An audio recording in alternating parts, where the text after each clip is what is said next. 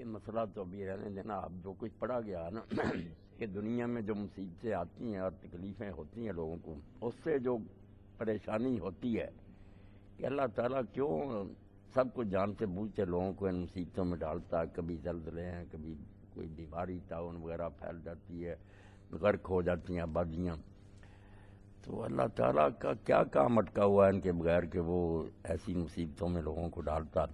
اس بارے میں سوال اس نے کیا تھا نا کسی نے، وہ پہلے خط کا ٹکڑا جو مولانا نے لکھا کہ ایک چھوٹے سے بچے کو دیکھا کہ وہ بیچارہ بے قرار تھا، دوائی کے لیے منہ کھولتا تھا، تڑپتا تھا، ماں باپ کے سامنے وہ مر گیا. پھر تو اس آدمی کے ذہن میں پریشانی پیدا ہوئی کہ اللہ تعالیٰ رحیم ہے، بڑا مہربان ہے بندوں پر، تو ایسے مصائب کیوں نازل ہوتے ہیں. تو اس کے جواب میں مولانا نے جو لکھا نا وہ آپ لوگوں نے سنا. اس پر کوئی سوال کرنا چاہیے نہیں، یا اس کے بارے میں بیان کرنا چاہیے. کوئی سمجھ آئی یا نہیں آئی، ذرا فلسفیانہ انداز میں مولانا نے سمجھایا نا. بات یہی وہ جو کہتے ہیں نا کہ انسان کا کیا آگے آتا ہے، بچے نے کیا کیا تھا اس کا آگے کیا آیا، ایسے سوال کرتے ہیں. ہاں سوال بہت پیدا ہوتے. مولانا نے کہا کہ باقی ایسے حالات جب آتے ہیں تو پھر بڑی پریشانی ہوتی ہے لوگوں کے اندر، یہ سوالات جنم دیتے ہیں. اور اسی لیے کچھ لوگ تو پھر دہریے ہی ہو جاتے ہیں کہ کوئی خدا نہیں، اندھا دھند یہ سب کچھ ہو رہا. کچھ کہتے ہیں اگر ہے بھی تو اس کو کوئی پرواہ نہیں ہے، کھیل اس نے بنایا ہوا، کوئی مرے کوئی جیے وہ تماشا دیکھتا ہے، اس کو کوئی نہیں. لوگ مر رہے ہیں وہ ہنستا، جیسے اولمپس کے دیوتا یونانی سمجھتے تھے کہ وہ پہاڑوں پر بیٹھے ہیں، تکلیفیں دے دے کے لوگوں کو نا وہ تماشا دیکھتے ہیں کہ یہ تڑپتے ہیں تو انہیں خوشی ہوتی ہے. معاذ اللہ اس طرح کے وہم اللہ کے بارے میں پیدا ہوتے ہیں اور ان سے بچنا ہے بڑا مشکل. مصائب جو ہے نا وہ آدمی کو ہلا دیتے ہیں. اتنی میں دعائیں بھی کرتا ہوں، سب کچھ کرتا ہوں، وہی میری نہیں سنتا. تو مولانا نے اس پر یہ کوتا نظری پھر لکھا کہ انسان کی نظر چونکہ بہت محدود ہے، یہ تھوڑی دور تک دیکھتا ہے، صرف اپنا نفع نقصان دیکھتا ہے. پورے جہان کا نظام اس کے سامنے نہیں کہ دنیا اللہ کیسے چلا رہا اور کیا کیا اس میں مسئلے. اس لیے پریشانی ہوتی. اس کے لیے دنیاوی حکومت کی مثال بھی دی نا کہ جو جھونپڑی میں بیٹھا ہوا اگر بادشاہ کے احکام کرے کہ حکمران کیا کر رہا ہے، حالانکہ اس جیسا آدمی ہے، مگر چونکہ اس کے پاس ساری فائلیں ہیں، وہ جانتا ہے کیا کرنا، کہ یہ دیہاتی نہیں جانتا، پریشان ہوتا. تو مثالیں دے دے کر سمجھایا مولانا نے یہی ہے کہ جو کچھ اللہ کرتا نا اس میں بہتری ہوتی ہے. اگر وہ چیز بہتر نہ ہو تو اللہ کو کیا مجبوری کیا، مگر اس بہتری کو سمجھنا ہمارے بس میں نہیں. اس کے سامنے سارا جہان ہے، ازل سے ابد تک، عرش سے تحت ثری تک. وہ ساری چیزوں کو ملا کر دیکھتا ہے کہ کیا ہونا چاہیے کیا نہیں ہونا چاہیے. ہم اپنے حساب سے روتے چلاتے رہتے جی. وہ کہتے ہیں کہ اللہ تعالیٰ پر ایک مرتبہ آدمی ایمان لے آئے نا اس دنیا کو دیکھنے کے بعد کہ جو اس جہان کا خالق ہے، مسئلہ نہیں حل ہوتا جب تک ہم مانے نہ کہ وہ عالم بھی ہے. ورنہ اتنے بڑے جہان کو جو جانتا ہی نہیں سنبھال کیسے سکتا. حکیم اور دانا بھی ہونا چاہیے، رحیم بھی ہونا چاہیے. تو یہ چیزیں جب اجمالاً مان لے اور دل میں جما لے تو پھر ایک ایک بات پر اعتراض کی بجائے نا وہ راضی ہو جاتا، بے شک وہ کتنی تکلیف آئے. یہ دنیاوی مثال ایسے سمجھیں کہ ڈاکٹر صاحب ہمارے پاس بیٹھے ہوئے ہیں، ہم ان کے پاس آپریشن کے لیے جاتے ہیں، یہ اعضاء کاٹتے ہیں، ٹیکے لگاتے ہیں، بڑی تکلیفیں دیتے ہیں مریض کو، مگر کیونکہ ہمیں یقین ہوتا کہ یہ خیر خواہ، یہ برا نہیں کر رہا ہے، اس میں بہتری، اگر اس کے بغیر گزارا ہوتا تو یہ ضرور کوئی اور راستہ اختیار کرتے. تو ہم عضو کا کٹنا بھی جو قبول کرتے ہیں، بلکہ لوگ پیسے دے دے کر آپریشن کراتے ہیں اس لیے کہ ڈاکٹر بھلائی کر رہا ہے. یہ انسان کی بات ہے، حالانکہ وہ ہو سکتا ہے دشمنی بھی کرے انسان، کسی سے مل جائے اور نقصان سے، مگر عموماً یہی سمجھ جاتا ہے کہ خیر خواہ بہتری کر رہا.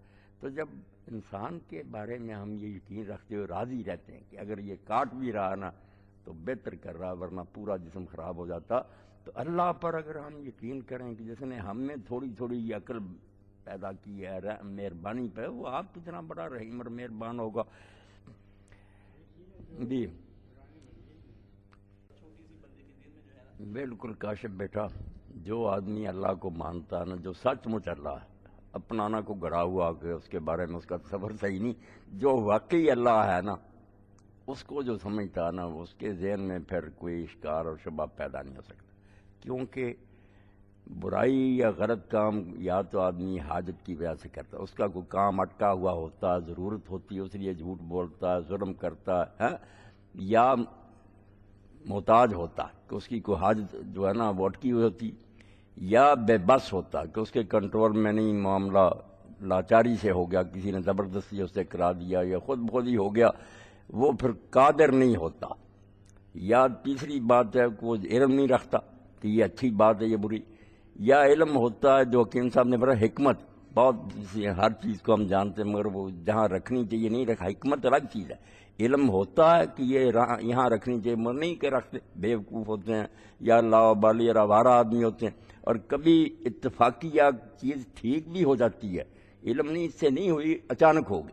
یہ چاروں باتیں اللہ کے بارے میں غلط ہیں کہ نہ وہ محتاج ہے کہ وہ اس کو کسی چیز کی ضرورت ہے، اس کو مل نہیں رہی اس لیے وہ غلط کام کرتا، نہ اس پر کسی کا دباؤ ہے کہ وہ مضطر اور لاچار ہے کہ زبردستی کو اس سے کرا دیتا، نہ یہ ہے کہ اس کو علم نہیں، وہ تو ذرے ذرے کو جانتا کہ کس میں تکلیف ہے، یعنی اور حکیم بھی ہے، سفیہ بیوقوف نہیں، وہی کرے گا جو مناسب ہوگا۔ یہ چار صفات ایسی ہیں کہ ان پر آدمی دل کو ٹکا لینا، جو اور اگر اللہ میں ہے نہیں جس کو بولا تو اس کو اللہ ہی نہ مانے، چھوڑے اس کو بت کو، اور اگر باقی اللہ جو خیر کا مجسمہ، لہ الاسماء الحسنی، خوبیوں کا ہی پیکر ہے، تو اس میں لازماً یہ ہے کہ وہ غنی ہے، کوئی کام نہیں اس کو کہ یہ اٹکا ہوا میرا کام میں تنگی دوں لوگوں کو، علیم بھی ہے، حکیم بھی ہے، رحیم بھی ہے، بے بس بھی نہیں ہے۔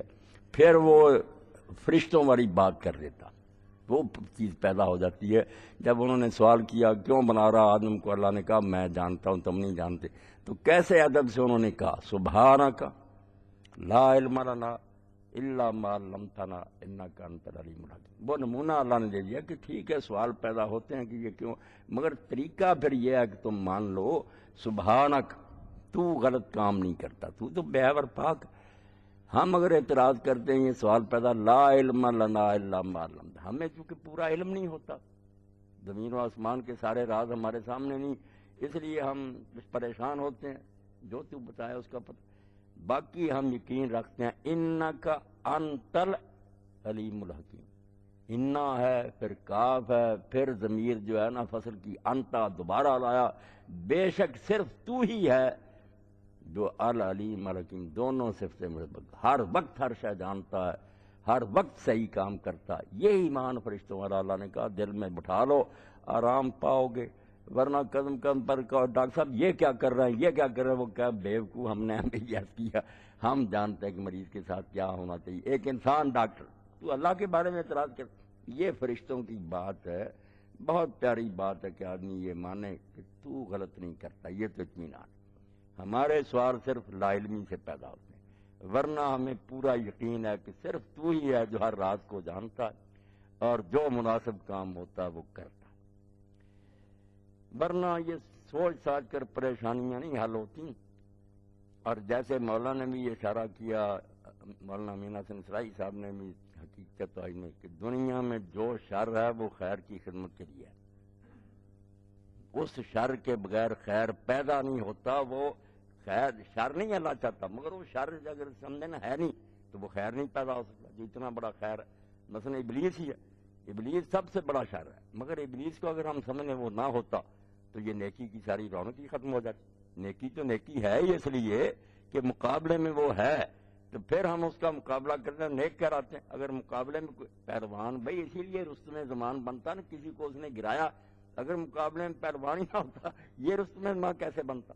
اب نیکی جو ہے وہ اس لیے ہے کہ ابلیس کا ہم مقابلہ کرتے ہیں، اگر صرف نیکی نیکی ہوتی سب کو وہ کرنی پڑتی کیا قدر ہوتی اس کی؟ وہ شر جو ہے یعنی معصیت اور گناہ نیکی کی خدمت کے لیے، اب نیکی فرض ہی نہیں ہو سکتی اگر وہ برائی ساتھ نہ ہو، کوئی چارہ ہی نہیں۔ یہی مولوی صاحب نے کہا کہ اگر کوئی صورت ممکن ہوتی کہ ان مصیبتوں سے بچ کر دنیا کو چلایا جا سکتا، اللہ ضرور وہی کرتا، وہ تو حکیم دانا ہے، مگر نہیں نا، جو سوچیں گے یہ ساتھ ہے لازمن ہے۔